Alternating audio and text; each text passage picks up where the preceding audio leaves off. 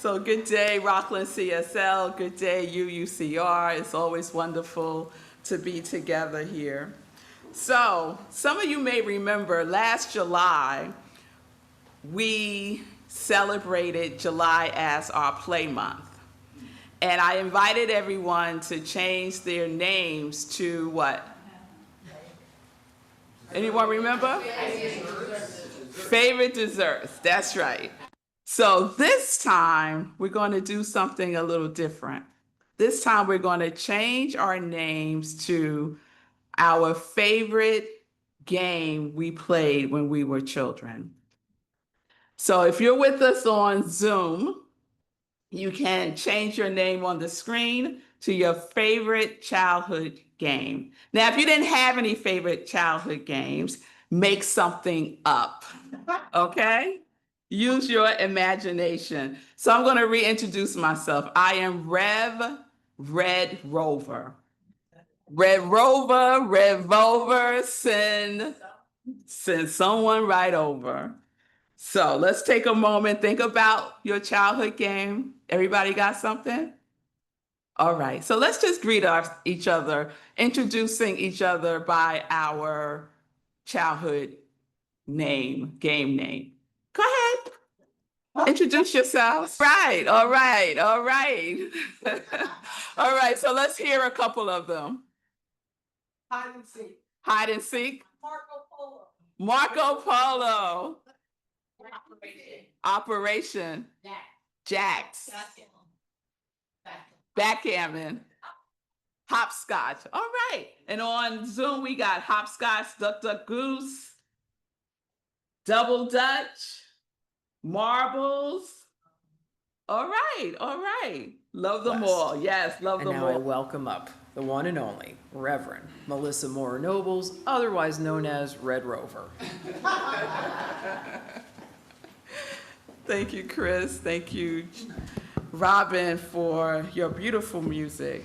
Thank you so very much. So welcome again, everyone. Red Rover is here. And I hope that you are in the vibration of play. Yes? Yeah. All right. So as I mentioned, July is our play month at Rockland CSL, and we kicked it off last Saturday by having a wonderful play date at Cheryl's lovely home where we got to play some fun games and just to be with each other. Our companion books for July we have two. One is The Game of Life and How to Play It. You may be familiar with that classic by Florence Schiaville Shen. And our other is The Coming of the Cosmic Christ by Matthew Fox. And I'm going to be referring to him often today. And you can substitute the cosmic Christ, if you choose to, for the cosmic consciousness. So I want to start with a quote from Ernest Holmes. Ernest Holmes said, "Creation is the play of life upon itself through divine self-imagination. Spirit must create in order to be expressed. Spirit must create in order to be expressed." So play is a creative state of being. When we are playing, we are creating. When we're playing, we are creating. Just say that with me. Okay, I just wanted to make sure y'all was still with me. So we live in a culture that tells us that play is not important. It's a waste of time, right? It's a distraction. But that's not true. I think about some of the happiest times of my life, and most of the time it was spent in play. And I remember a game I used to play with my cousins, and we found out that our grandfather was half Native American. And so we got this idea that we could make it rain because we were Native American. Now, we were probably about 8 or 9 years old. So we're outside. It's a sunny day, just like today. And we start running around in a circle, imagining that we're Native American. We're doing the whole, we're doing all of this, saying all kinds of chants, and it started to pour down rain. We were terrified at first. And then we just started laughing and dancing and screaming that we had made it rain, that we had made it rain. So we run upstairs, we're soaking wet. We tell our mothers what we did. And I remember my mother saying, y'all didn't make it rain. Rain was in the forecast. And we were like, no, no, we did it. We made it rain. We created that state of being from our high vibration of play. We shifted the atmosphere. I believe that we did, and no one could tell me different. So we have that ability through our state of beingness to shift the atmosphere, to make something that wasn't come into being. We have the opportunity to create that which people say is a coincidence, that which people say is cannot happen. We get to create that. So Florence Scovel Shinn says in The Game of Life, man must prepare for the thing he asks for when there isn't the slightest sign of it in sight. We asked for rain. There was not the slightest sign of it in sight. It was a bright, sunny day, but we were prepared for the rain, and the rain came. So we can substitute that for anything in our lives. We could substitute that for the way in which we desire the world to be, but we have to be prepared for it first. In Coming of the Christ, Cosmic Christ, Matthew Fox writes and refers to sociologist Robert Belay. Robert Belay describes the Western culture as a culture of separation. He said, this culture has been present throughout history as well as in our current times, a culture of separation. Matthew also references Eckhart, who taught that we are all meant to be mothers of God, and thus we are called to birth the cosmic Christ or Christ consciousness in self and society. We are called to be the bearers of this new paradigm, this living cosmology. We are called to be the patterns that connect. We are called to be the bearers of cohesion to a society of separation. He also says the cosmic Christ ushers in an era of cohesion, of ending the separations. The cosmic Christ awakens things on the power of the human mind and spirit to experience personally this common glue among things. We are the common glue. We are the connectors. We are the ones who make those connections person to person, species to species, galaxies to galaxies. So I think we have seen and experienced that there is a lack of cohesion in our society, yes? And the opposite of cohesion is chaos. So we don't address chaos by responding chaotically. Chaos begets more chaos, like greed begets more greed. Separation begets more separation. We are being called to play our part in the unfolding cosmic stage that requires us to be the bearers of cohesion, to be the patterns of connection in this society of separation. Are we prepared for that? Are you prepared for that? Yes? No? Maybe so? Eeny, meeny, miny, mo? We're working on it. It's a work in process, right? It's a work in process.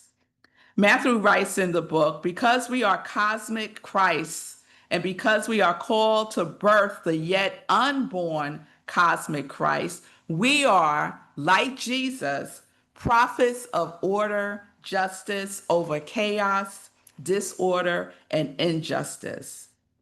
Birthing of the cosmic Christ is itself a cosmic act involving cosmic labor pains. Cosmic labor pains. Can anyone relate to some cosmic labor pains? Yes. So it will not come cheaply. It comes with the heart of a child that knows what is possible, that can go out on a sunny day and make it rain. To be prepared.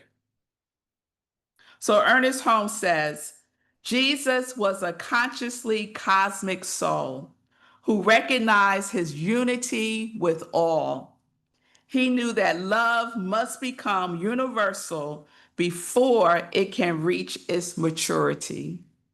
So we too recognize and embody this unity. We speak about unity, we speak about oneness, right? And it's time for us to be the beacons that bring forth that spiritual maturity. So there is only one game to be played, the playing of our part as the individualized expressions of oneness, of love, and of unity. We are not just living for ourselves. We are participating in the great pattern. We are the patterns that connect. We are the bearers of cohesion. We are living prayers.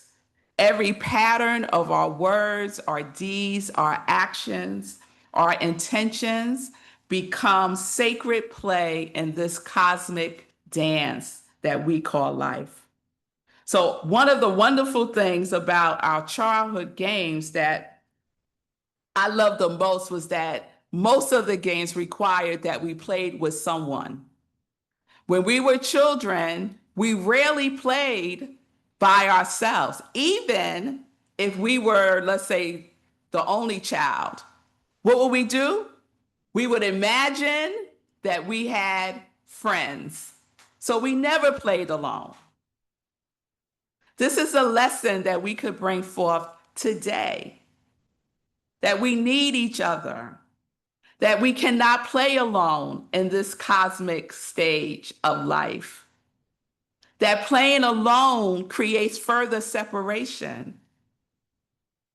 And so, how do we show up as patterns of connection, as the bearers of cohesion?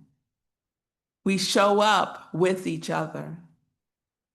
We show up with hopscotch and backgammon and marbles. We show up with Red Rover and Double Dutch and hopscotch. We show up with that energy. We show up with Nintendo. We show up with pickup sticks. With that energy, we already know what it feels like.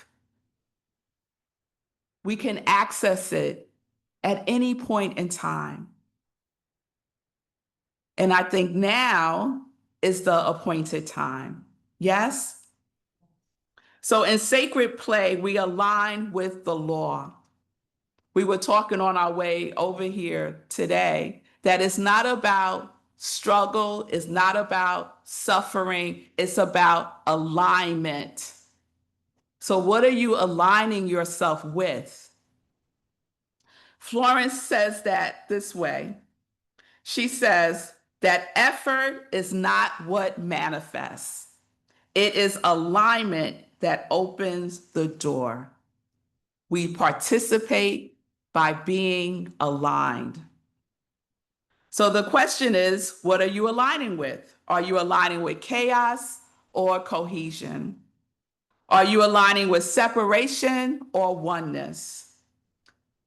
Now is the time to play your part as a cosmic soul, a conscious cosmic soul, like Jesus was. But Jesus was not the exception, just the example, like Buddha, like Gandhi, like Martin Luther King. Drop in whoever resonates for you in that spirit. Now is the time to play with your knowingness that cosmos, not chaos, finds the eternal existence in play. Play is eternal. Play is eternal. Love points the way, and we say in New Thought that love points the way and the law makes the way possible. So we align ourselves with the law. The moment we stop trying to manipulate the game and instead trust the law and what governs it, we begin to play in harmony with life. So we are here to flow, not to struggle. We are here to flow. So you are also not here to prove yourself. There's nothing to prove. You are here to be yourself fully, fearlessly, joyfully. You are the pattern of connection. So I'm going to give you some homework. You'll know, right? But I want to remind us to use our imagination again and to imagine cosmic consciousness is asking us to play with it. Cosmic consciousness, just like when we were kids, we needed someone to play with. Cosmic consciousness also needs someone to play with. It expresses through us. So will you play with cosmic consciousness? Will you? Yes. Okay. Will you say yes? Okay. Will you say yes to playing your part on this cosmic stage as the pattern that connects and as the bearer of cohesion, the bearers of cohesion? Will you? Will you say yes to being first on the call sheet for oneness, for unity, and for love? Yes. Yes. So here's your love work. We're going to practice seeing others through the eyes of oneness. And we're going to give someone a genuine compliment. Or you could offer your deep presence in conversation, like really be present with someone in conversation, not thinking about what you're going to say next, not even paying attention. You know how we do sometimes. Be fully present in conversation. Or encourage someone. Just encourage someone. Sometimes we just need a word of encouragement. Or serve as a beacon of light in dark spaces. So you have a number of things to choose from. I just ask that you choose one. Will you do that? Yes. Yes. Peace and blessings, everyone.